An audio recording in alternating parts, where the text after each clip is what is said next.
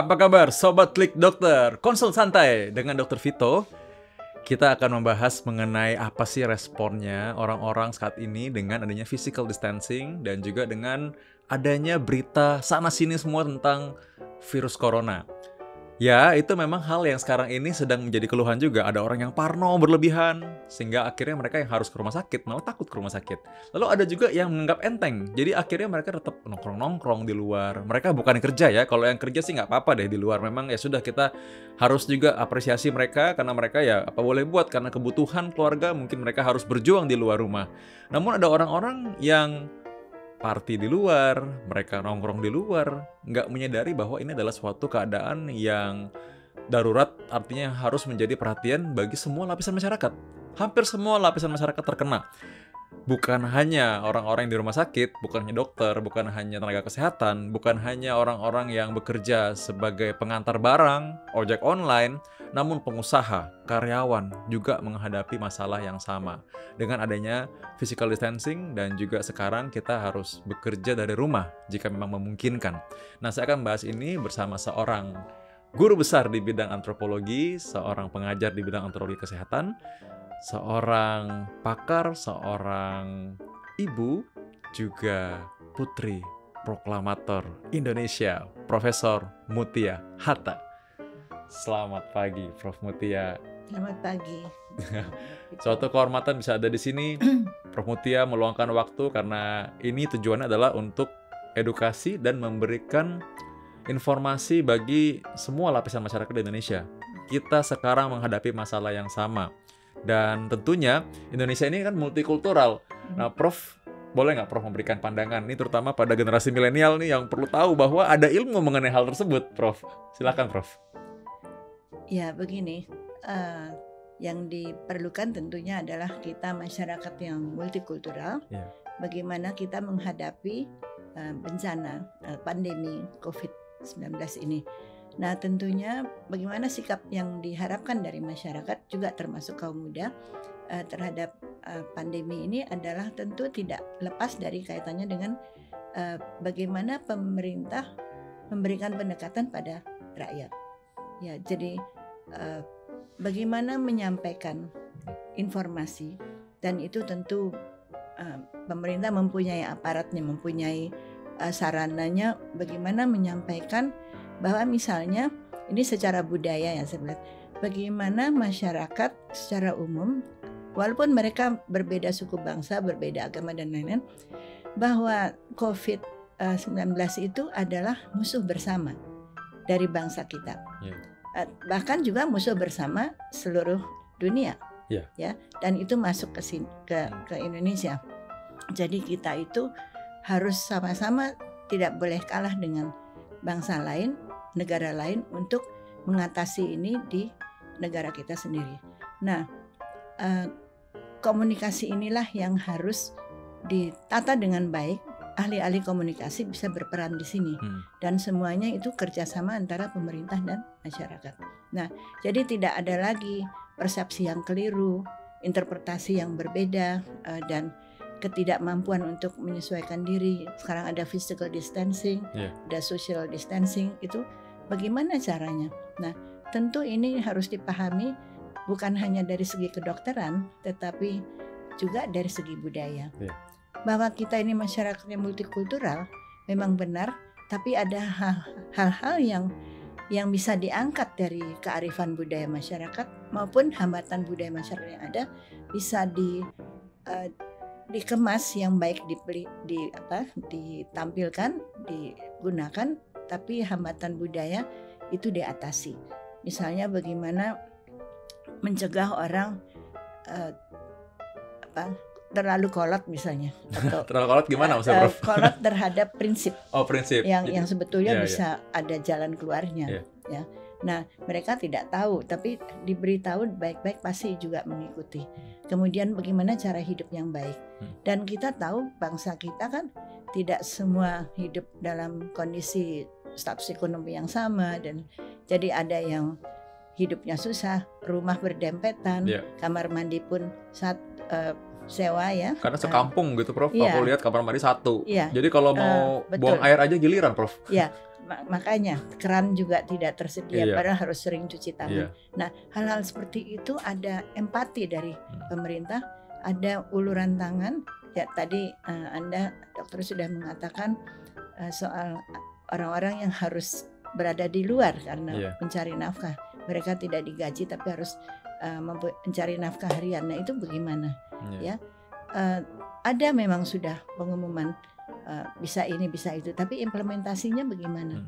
Nah, ini kerjasama pemerintah dengan antar pemerintah ya, pusat, daerah dan sebagainya, dengan bagaimana memahami masyarakat yang beda-beda persepsi, beda aktivitasnya, karena memang kemampuan mereka cuma begitu.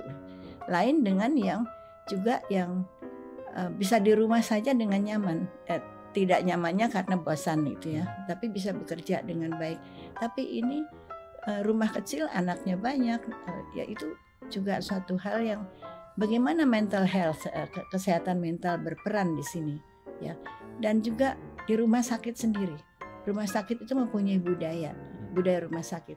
Tapi apakah dokter-dokter dan perawat itu ya personel kesehatan, apakah mereka ikut diperhatikan? Karena mereka harus merupakan satu kesatuan budaya rumah sakit. Kita mendengar banyak dokter meninggal, perawat meninggal, itu kan seharusnya tidak terjadi. Sehingga Indonesia disebut paling banyak dokternya meninggal. Nah, itu kan tidak enak itu untuk citra kita. Nah, ini bagaimana diperbaiki? Ini sudah berjalan kita, tapi jangan sampai terjadi lagi. Nah, jadi hal-hal yang sifatnya budaya jangan sampai terabaikan. Seperti itu. Nah, saya kira anak-anak milenial juga selain juga memahami ini musuh kita bersama, lalu apa yang bisa mereka lakukan? Pertama, dari diri sendiri, hiduplah dengan baik sesuai aturan. Misalnya tidak bergaul karena hanya kesenangan saja gitu. Memang di awal-awal saya lihat banyak orang, termasuk kita, tidak begitu sadar bahwa tidak boleh bergaul di luar bersama-sama itu adalah karena menghindari transmisi. Berkerumun gitu ya, bergerombol ya, betul, kumpul-kumpul. Iya. Nah, jadi sekarang sudah tahu. Tapi itu harus diteruskan. Seperti Singapura sekarang sudah bebas dari masa isolasi karantina ya. Nah, di situ kan mereka juga mengumumkan di dalam media bagaimana cara hidup, apa yang kamu boleh lakukan, apa yang kamu tidak boleh lakukan. Itu masih ada pedoman dan itu harus dipatuhi. Dan juga dikatakan nanti kalau melanggar sanksinya ini sampai mulai dari denda sampai penjara, seperti itu kan. Nah, saya kira kita tidak usah terlalu ekstrim, tapi membuat mereka memahami.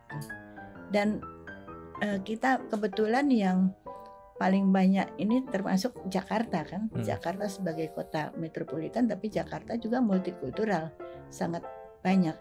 Nah, memerlukan perhatian khusus tentang bagaimana kelompok yang satu dan kelompok yang lainnya itu berbeda budaya, tapi bukan berarti tidak bisa diatur. Karena kita sebagai bangsa Indonesia harus juga diajar melihat bahwa ini musuh bersama. Tantangannya bagaimana? Seperti pertama itu dulu ada masker ya. Sebetulnya masker itu sarana utama untuk melindungi diri, tapi juga melindungi orang lain ya. Nah, karena itu dengan cepat masker dibuat oleh ibu-ibu, baik itu oleh organisasi atau modal sendiri atau apa. Jadi kerjasama. Jadi di sini kerjasama antar berbagai peran, bukan hanya kedokteran tapi ekonomi, budaya dan termasuk unsur-unsur lain gitu, keamanan seperti itu harus bekerja sama serentak bersatu.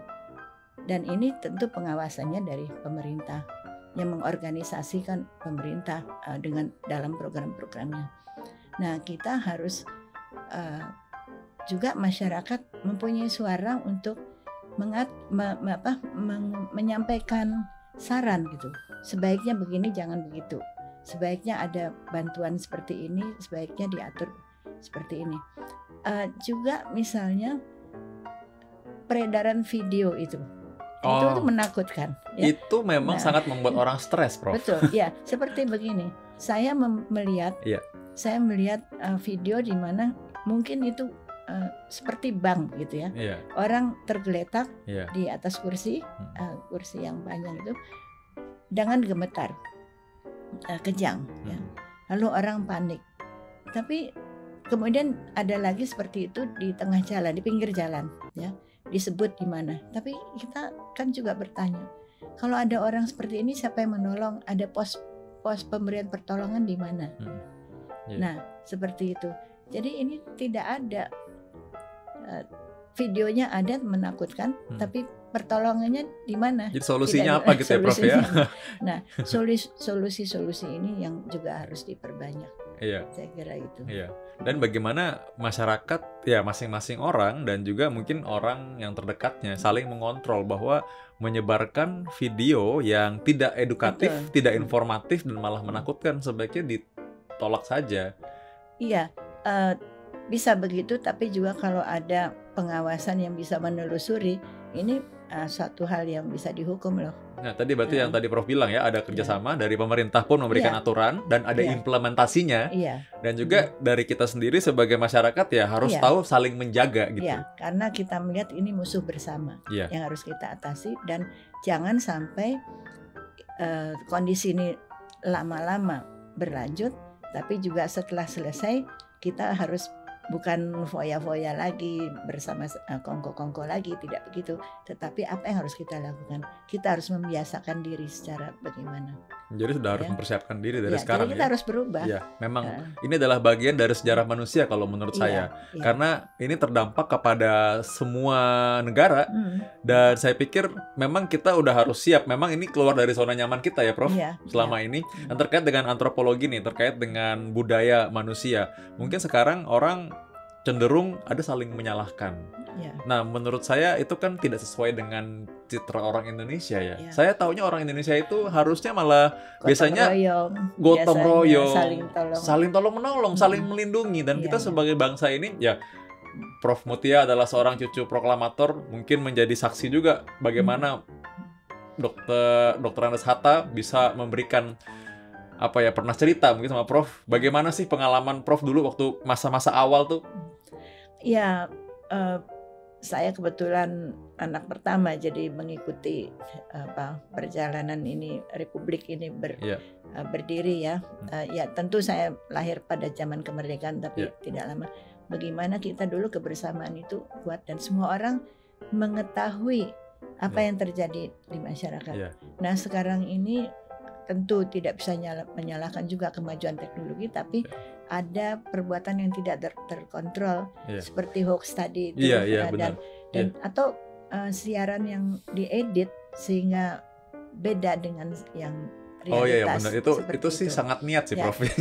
Dan sekarang kan Kominfo ketiban tugas, ada kemarin itu 512 berita yang hoax yang harus masa itu menjadi tambahan pekerjaan yang harusnya ditelusuri kenapa gitu. Nah, ini segi keamanan ini juga harus bertindak. Harus ada usaha khusus mengatasi ini. Ya, jangan hanya mengatakan ini hoax atau tidak. Itu kalau gitu nggak ada habisnya, Prof ya. Setiap kali ada keluar, oh ini bukan, ini enggak. Jadi cuma klarifikasi aja. Keresahan itu tidak diredamkan. Nah, ini tidak diredam. Nah, ini yang harusnya diatasi. Dan saya kira kita memang pemerintah adalah tugas negara ya, tugas dari konstitusi, pesan konstitusi adalah melindungi segenap bangsa Indonesia dan tanah tumpah darah Indonesia. Jadi berarti semua pihak pemerintah dari pusat sampai ke daerah itu harus sinkron satu sama lain. Dan kalau ada kondisi khusus di mana daerah merasa harus ada physical distancing tadi secara lebih lama, yaitu suatu keadaan darurat secara budaya bagaimana diatasinya. Mungkin karena masalah budaya juga itu terjadi, ya. Karena ya tadi orang-orang misalnya sebaiknya tidak lebaran, pulang kampung atau berhari raya yang lain lah ya. Atau yang lain-lain gitu. Di dalam periode ini physical distancing itu. Uh, saya kira itu harus bisa dipahami. Ada peraturan khusus atau penanganan khusus yang dipahami bahwa itu dari segi budaya. Ya, budaya dalam arti luas ya, seperti itu. Kita kan sebelum ini juga banyak yang masih pesta-pesta. Iya, betul, masih ada pesta, pernikahan juga masih ada ya sebelum ini sempat merebak ya. Karena banyak orang belum sadar kenapa. Padahal masker itu dan physical distancing itu sangat berbahaya dan ada maskernya belum tersedia. Kemudian juga seperti tadi budaya rumah sakit, perlengkapan buat medical personnelnya, personel kesehatannya tidak terpenuhi dengan baik. Nah, ini kembali mengenai kebudayaan dan juga mengenai manusia ya, karena saya ingin sekali dengar pendapat Prof sebagai seorang pakar antropologi nih.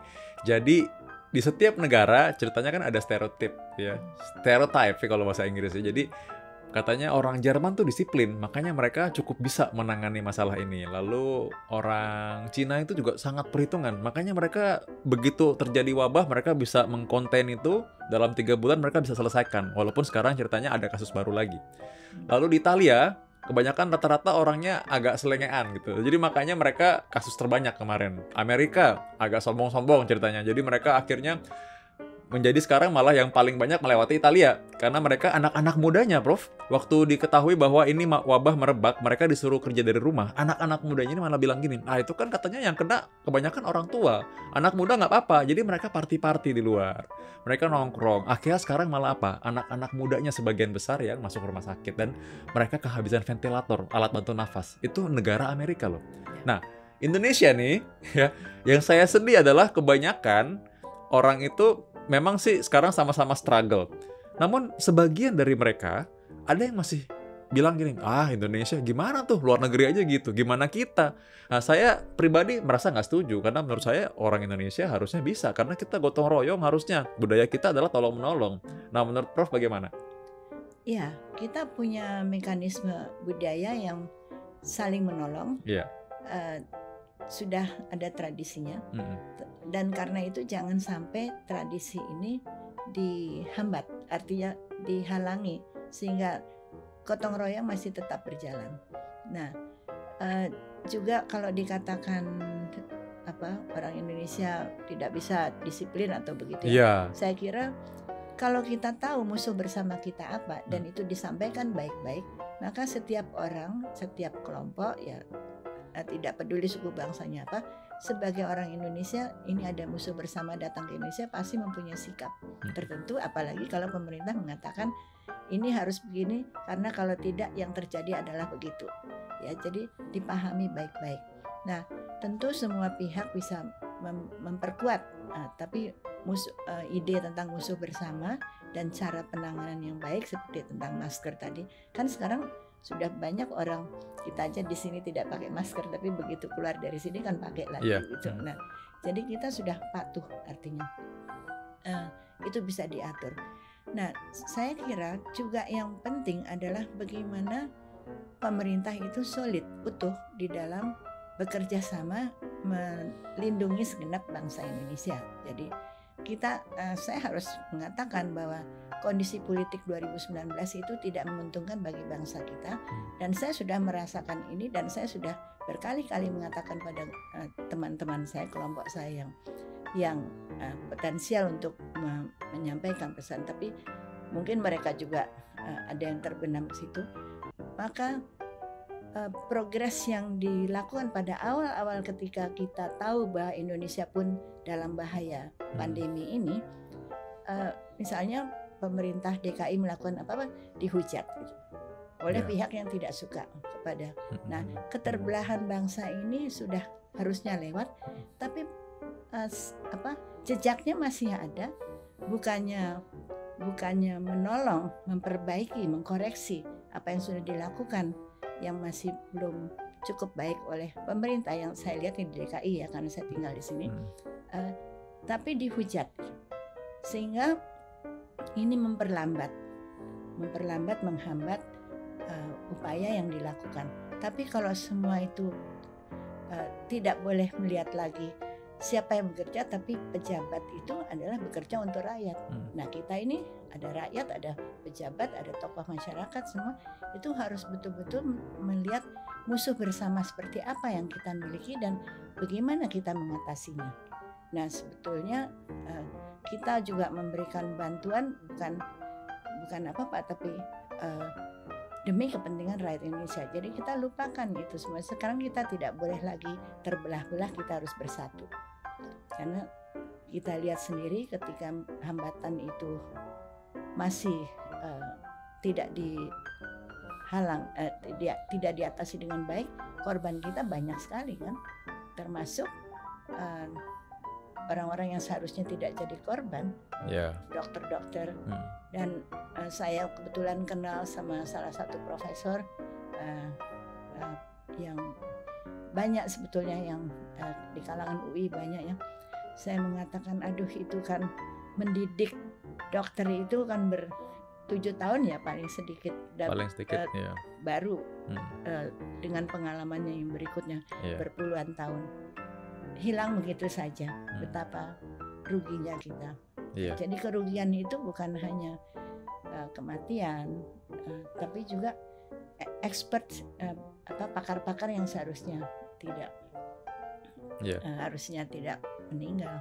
Ya tentu kalau kita katakan meninggal itu di tangan Tuhan bisa juga mengatakan, tapi bagaimana bisa terjadi hal-hal seperti ini? Ya, sebetulnya bisa dihindari karena kita waktu itu tidak solid, dan mudah-mudahan sekarang sudah bisa bersatu lagi lah bangsa kita ini. Iya, benar. Bagi yang saya tangkap dari Prof. Mutia adalah sekarang kita menghadapi masalah dan tantangan yang sama. Justru inilah ujian bagi bangsa kita ya. Bagaimana kalau dulu kompetisi sudah selesai, nah sekarang kita bersatu sebagai bangsa nih. Nggak usah kita lihat nih siapa yang melakukan ini, siapa yang melakukan kebijakan ini. Ya jabatannya beliau sebagai pejabat, berarti kan beliau harus melakukan itu. Ya terlepas dari ikhtiar beliau apa, ya kita ambil sisi baiknya, dan kita sebagai bangsa ya sudah sama-sama memberikan solusi. Iya betul. Jadi kerjasama dan mencari solusi bersama atau membantu supaya bisa mempercepat. Jadi artinya gini, kalau memberikan kritik oke, tapi kritik membangun. Artinya jangan menyalahkan, tapi memberikan solusi. Koreksi kan wajar ya, Prof ya. Kalau koreksi ini harusnya nggak begini, tapi begini. Nah itu bisa. Atau menambahkan ini belum sampai ke sini, tapi kita perkuat dengan itu. Ya kadang-kadang mungkin sebagian kecil orang tuh mungkin merasa kayaknya secara teori pinter banget, ini gini-gini, lalu mereka keluar-keluar mungkin di medsos. Tapi solusinya nggak ada. Ya kah, kalau misalkan Anda memang berpikir demikian, apa yang Anda lakukan gitu kan? Kumpulkan kelompok sendiri untuk membantu mempersatukan menambah barisan, perkuatan barisan gitu. Saya rasa ini Prof juga sudah, tadi kan Prof bilang ya, sebagai dulu ketika masuk awal-awal masa Indonesia baru bangkit berdiri, baru merdeka, semua masa sulit, masa krisis, ya orang saling bantu, saling sadar diri aja. Kalau memang saya berkelebihan, saya kasih gitu kan. Kalau memang kita merasa bahwa kita bisa bantu, ya kita bantu. Namanya kan ini bukan masalah aturan, boleh nggak boleh, tapi kesadaran aja lah. Kesadaran ya, kita yang fokus adalah melindungi segenap bangsa Indonesia, bukan hanya tanggung jawab pemerintah. Memang itu sudah wajib dari Undang-Undang Dasar 1945, tapi kita sebagai warga negara kan juga harus melindungi bangsa Indonesia juga, karena kita ingin Indonesia maju, apalagi generasi muda ya, milenial. Tahun 2045 mereka lah yang menjadi pemimpin. Dan tidak boleh kehilangan sifat nasionalismenya, termasuk pembangunan yang tidak menghilangkan identitasnya, keindonesiaan. Kita tetap jadi bangsa Indonesia yang membangun Indonesia sebagai kita bangsa Indonesia. Nah ini menarik sekali Prof, karena Prof kelihatan sangat optimis menatap bahwa generasi milenial sekarang nantinya akan jadi pemimpin. Kita sekarang bahkan sudah melihat beberapa pemimpin-pemimpin muda. Saya sudah melihat juga beberapa pejabat, bahkan tingkat menteri itu generasi yang relatif muda dibanding generasi-generasi sebelumnya. Dan juga yang duduk sebagai wakil rakyat, yang duduk sebagai pucuk pimpinan di perusahaan negeri, swasta, lalu orang-orang yang menjadi key opinion leader, orang-orang yang menjadi expert di bidangnya, sekarang banyak yang muda-muda. Banyak yang muda-muda tapi belum cukup mempunyai wawasan yang diinginkan. Nah, bagaimana Prof jadi itu sarannya kalau untuk mempersiapkan generasi muda, generasi milenial ini supaya dia cukup matang? Memang saya setuju sama Prof tadi bilang bahwa kadang-kadang yang muda ini ya termasuk saya juga ya. Kami mungkin dari segi ilmu, keilmuan kami bisa kejar. Tapi ada hal yang kami butuh yaitu wawasan, tadi yang Prof bilang, lalu Prof sebagai generasi yang lebih senior bisa memberikan insight ya gitu ya. Ya kita seperti kebetulan saya kenal dengan tidak hanya satu tapi banyak tokoh pendiri bangsa ini yang juga perintis kemerdekaan sampai mereka meninggal dunia ya. Jadi saya mengetahui prinsip-prinsip bahwa beliau semua itu menginginkan bahwa bangsa Indonesia yang masa depan tetap menjaga Indonesia, negara Indonesia menjadi negara yang kuat dan bersatu untuk menghadapi pergaulan internasional. Jadi mempunyai kewibawaan ya, karena ikut melaksanakan ketertiban dunia kan pesan dari Undang-Undang Dasar 1945. Tapi bagaimana itu dapat dilakukan kalau generasi muda tidak tahu sejarahnya sendiri, tidak tahu untuk apa Indonesia dimerdekakan. Jadi harus tetap solid menjadi negara yang kuat, yang maju dan diperhitungkan di dunia internasional. Jadi kita bangga sebagai orang Indonesia karena kita tidak kehilangan keindonesiaan kita. Nah, ini yang harus dilakukan oleh anak-anak muda sekarang yang nanti pada 2045 itu menjadi pemimpin. Ya, baik dari kalangan tentara, kemudian profesional, di kalangan pemimpin yang lain-lain, juga yang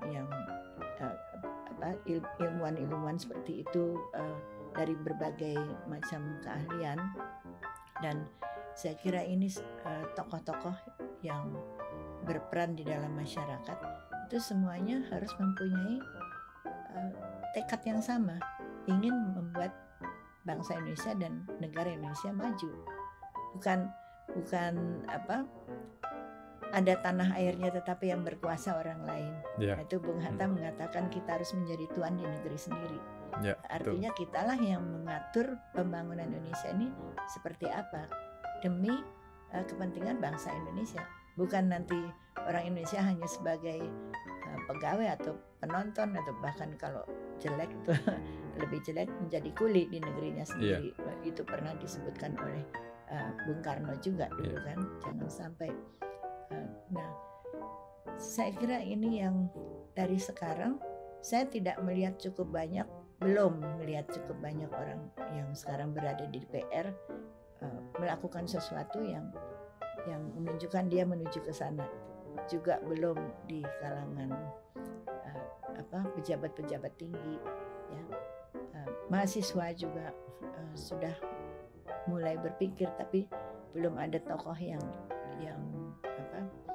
menonjol, belum cukup ya. Jadi saya kira kalau semua berpikir seperti itu, kita akan menjadi negara yang besar.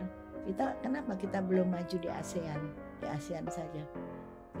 Saya pikir kita belum cukup maju. Kita memang yang terbesar, tapi belum yang paling maju. Dalam hal-hal tertentu mungkin sudah, tetapi kita masih tergantung pada kekuatan ekonomi asing dan sebagainya gitu ya.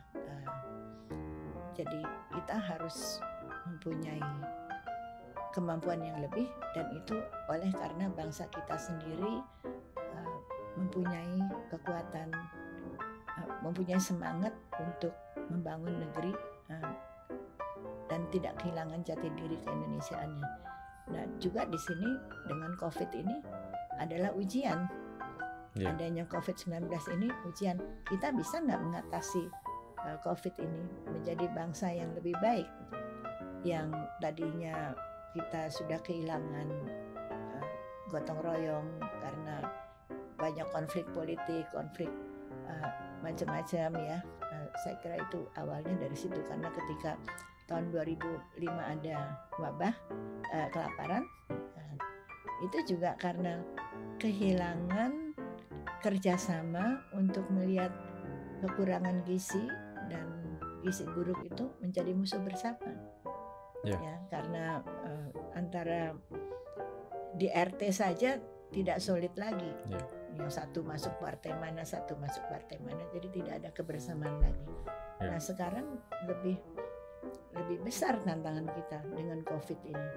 Sudah pandemi, tapi bagaimana kita bisa lebih baik dari Italia, bisa lebih baik dari Amerika Serikat, negara besar yang kita pikir bisa mengatasi dengan mudah, ternyata tidak kan? Iya, betul. Berarti kita tantangan buat kita ya. Kalau kita atur banget dengan kekuatan budaya kita yang kita pilih untuk menangani COVID, itu juga satu kebaikan, karena kita harus mengatasi kelemahan budaya, tapi kita harus mengangkat keunggulan budaya kita. Dan kalau itu tidak diketahui ya memang akan terus tersembunyi. Kekuatan budaya kita ya semangat untuk maju, pantang mundur, tidak menyerah gitu. Tapi kalau yang kelemahan budaya kita malas, santai-santai, tidak peduli seperti itu kan, tidak mau menolong orang lain gitu, seperti itu.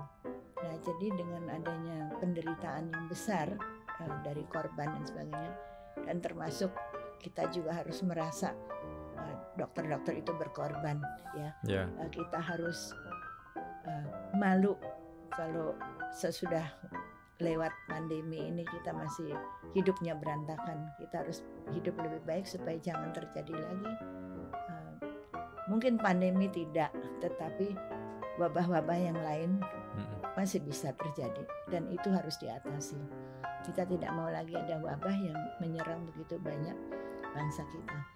Jadi justru sekarang nih budaya cuci tangan dan jaga jarak sehat ini harusnya budaya kita pertahankan ya sebenarnya ya. Dan juga pemerintah menyediakan sekolah mengajari kebiasaan itu. Jadi ada banyak kebiasaan baru yang harus ditanamkan, tapi dijelaskan apa kebaikannya supaya orang bukan hanya mendengar kuping masuk kuping kiri keluar kuping kanan, tapi mengetahui betul apa tugasnya.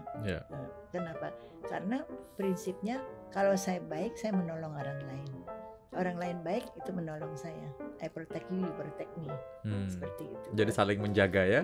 Kita melakukan ini untuk orang lain pun melakukannya sama buat kita. Iya, jadi persatuan itu dibina dari situ. Tentu ada banyak cara komunikasi untuk menanamkan pesan-pesan yang positif ini dalam kalangan yang berbeda-beda, dalam bahasa yang berbeda-beda, dan saya lihat juga di media sekarang ada dari musik ya, tinggal di rumah saja misalnya, pesan-pesan itu dari bahasa yang berbeda-beda lewat musik, juga lewat lelucon, tentu juga lelucon yang positif jangan yang menjatuhkan ya. Tapi saya kira semua kekuatan bangsa, budaya bangsa ini bisa diangkat untuk memperbaiki apa yang kita lupakan. Kita punya tapi kita lupakan. Itulah yang kami lakukan, Prof Mutia di sini di Klik Dokter. Kami berusaha untuk menghadirkan tokoh-tokoh seperti Prof Mutia yang bisa memberikan insight, wawasan buat generasi milenial, generasi muda yang menjadi sobat Klik Dokter. Itu adalah hal yang menurut kami ya itu yang kami bisa lakukan, itu yang menjadi bagian kami. Seperti tadi Prof bilang bahwa ya udah lakukan apa yang menjadi bagianmu kan. Maksudnya saya melakukan ini buat menjaga kamu juga lakukan hal yang sama untuk jaga kita. Iya. Dan sekarang gini Prof, yang kalau kita lihat nih sekarang ya mengenai tadi gotong royong, dan tadi saya sih merasakan, saya sebagai dokter menerima banyak sekali donasi. Kita terima, ada orang yang buat dengan tangannya sendiri protektor buat muka, buat tenaga kesehatan. Mereka buat dengan tangan mereka sendiri, itu ada box untuk bisa melindungi tenaga kesehatan dari penularan virus. Jadi ada yang menolong dalam partai besar, ada yang menolong partainya cuma kecil, cuma 10, cuma 20, itu kami terima. Dan saya menerima itu dengan optimisme bahwa ternyata bangsa Indonesia masih punya hal seperti itu. Ada, Prof, ada yang nyumbang makanan, Prof, bayangin. Jadi saya tahu pengusaha-pengusaha ini, mereka juga omset menurun sekarang. Karyawan-karyawan juga sama, mereka bilang di rumah gimana nih, saya takut juga gaji dipotong. Tapi mereka ternyata dalam kekurangan mereka mengirim donasi dan bantuan buat tenaga medis. Itu saya apresiasi. Itu sifat-sifat yang terpendam yang ada kan, keunggulan budaya kita tuh bisa dicari dari situ. Ya, jadi didaya gunakan kembali, didorong kembali untuk diberi tempat untuk keluar, muncul kembali. Nah, saya kira itu kerjasama yang baik juga. Dan saya senang mendengar kayak ini kan, kita juga mendapat motivasi dari media ya, lewat media masyarakat juga terdorong untuk membantu dengan cara masing-masing dan tidak lihat lagi perbedaan Iya, yang ada. kita harap juga gitu Prof ya. Jadi 2045 nih Prof ya, Indonesia harusnya generasi sekarang ini harusnya lebih siap nanti ya Prof. Iya betul. Dengan bimbingan generasi yang lebih senior sebelumnya. Dan juga yang harus dihindari penindasan. Oh iya. Misalnya ada hak dari pegawai untuk libur, tapi mereka tetap harus bekerja. Ya mungkin tentu tidak semua perusahaan, tetapi itu terjadi. Nah, tapi belum ada sanksinya gitu.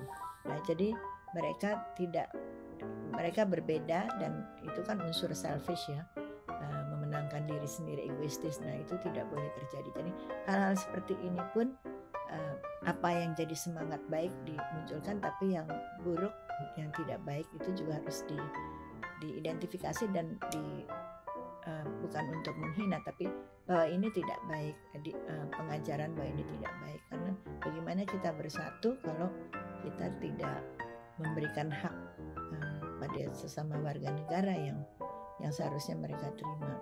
Ya, jadi maksud Prof ini implementasi itu harus dibarengi dengan ketegasan juga. Iya. Mungkin juga tadi menurut Prof perlu ada peraturan gitu Prof ya, supaya bisa menjaga gitu ya. Ditaati. Peraturan yang ditaati. Iya.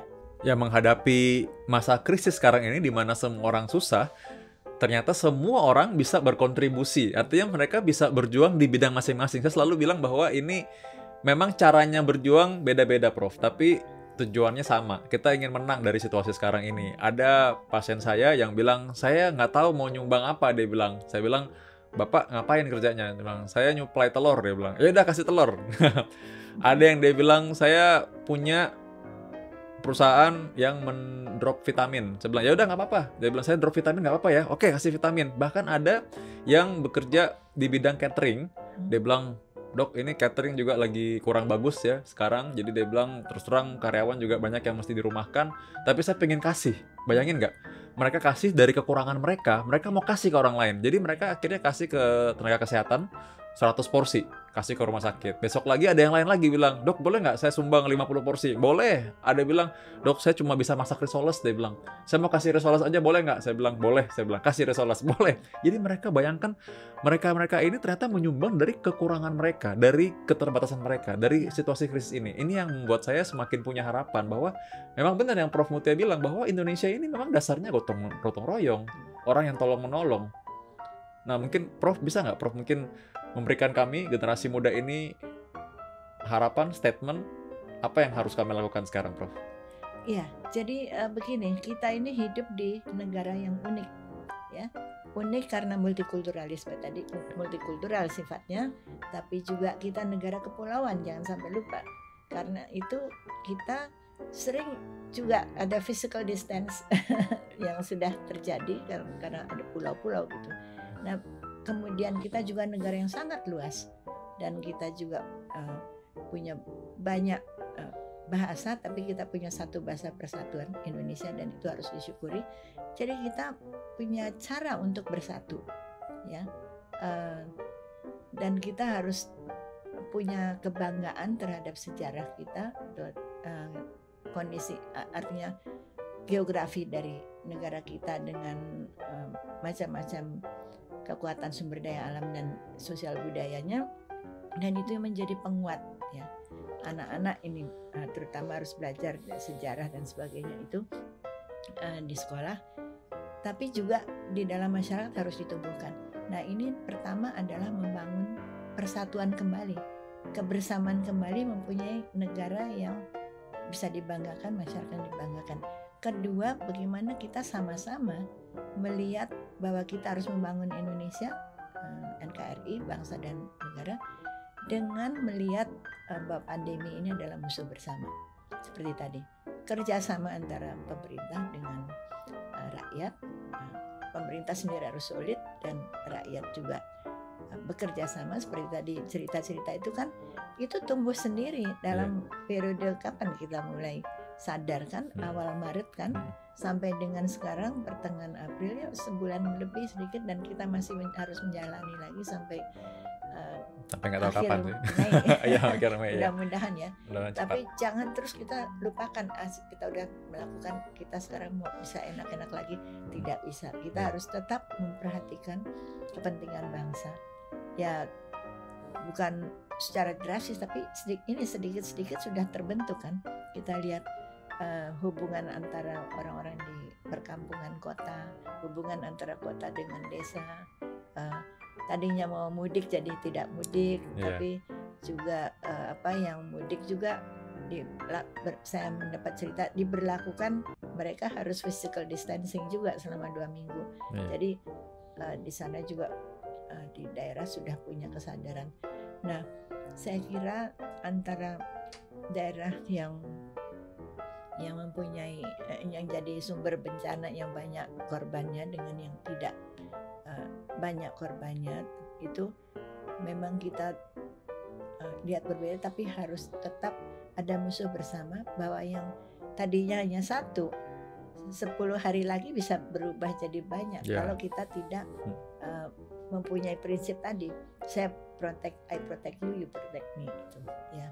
Nah, jadi itulah makanya kekuatan apa yang menjadi dasar bahwa kita menjaga Indonesia itu harus dimiliki oleh seluruh bangsa. Nah, di sini saya melihat bahwa bangsa Indonesia ini kalau diberi penjelasan yang tepat dengan cara komunikasi yang baik, yang sesuai dengan budaya masyarakat yang multikulturalisme itu tidak harus jelek, tidak harus berarti kita tidak bisa bersatu. Bisa kita bersatu melalui multikulturalisme, itu saya melihatnya demikian. Nah, jadi ada hal-hal yang bisa dipersatukan justru oleh multikulturalisme ini. Nah, kebudayaan nasional kita harus diperkuat, bahwa kita sesama bangsa Indonesia dalam kehidupan berbangsa dan bernegara. Itu juga tidak boleh dilupakan, karena itu pelajaran sejarah, geografi, bahasa Indonesia, dan sosial budaya, antropologi itu harus dipahami ya. Dan saya kira dengan demikian maka dalam masa depan, tentu 2045 anak-anak muda yang sekarang nanti menjadi tokoh itu sudah lebih siap daripada yang sekarang menjadi tokoh. Harusnya belajar banyak ya. Iya, umur-umur yang menjadi tokoh. Mereka harus belajar dari kekurangan sekarang untuk kedepannya tidak boleh. Artinya begini, bukan tidak boleh, harus bisa lebih baik mestinya. Ya, jadi sebagai bangsa kita semakin dewasa juga ya, karena generasi mudanya juga semakin baik kan. Sebagai bangsa utuh berarti kita semakin baik mestinya. Tanpa kehilangan jati diri Indonesia. Itu yang penting. Saya juga kemarin memang selama ini kalau saya punya tugas untuk presentasi di luar negeri, presentasi ilmiah, saya selalu pakai batik. Terakhir kemarin di Jerman, musim dingin semua pakai jas, saya paksain pakai batik biar kelihatan nih orang Indonesia di sini gitu. Di Jerman kemarin. Jadi kita dengan identitas keindonesiaan kita membangun Indonesia tanpa menghilangkan jati diri, sifat keindonesiaan itu dari apa yang kita bangun. Berawal dari kebanggaan dan pengetahuan kita akan sejarah juga. Bagaimana sih Indonesia ini awal didirikan? Bagaimana sih kita awal bisa melalui masa-masa yang sulit sehingga menjadi bangsa yang besar seperti sekarang ya? Dan juga kekuatan budaya Indonesia yang bisa didayagunakan untuk membangun Indonesia di masa depan. Iya, wah baik Prof ini karena waktu aja akhirnya kita mesti udahan ngobrolnya, tapi saya sangat menikmati. Mudah-mudahan suatu waktu kita bisa kembali ngobrol sama Prof Mutia. Prof Mutia semoga sehat-sehat selalu ya. Izinkan saya menutup ini dengan analogi bahwa kita sebagai bangsa dan negara ini seperti, kalau saya sebagai dokter saya memandang sebagai badan yang punya banyak anggota tubuh. Kalau satu yang merasa sakit, maka yang lain pun harus merasa. Pasti merasa. Sehingga apa? Kita pasti mau sama-sama sembuh. Nggak ada orang yang ingin sembuh cuma sebagian. Tentu kalau kita ingin melewati masa krisis ini, kita harus melewati sama-sama. Tidak ada yang terlupakan, no one left behind. Semua kita saling tolong. Kita melakukan ini, saya mengutip Prof Mutia tadi, saya melakukan yang benar karena saya ingin menjaga Anda juga lakukan yang benar karena Anda ingin menjaga kami semua.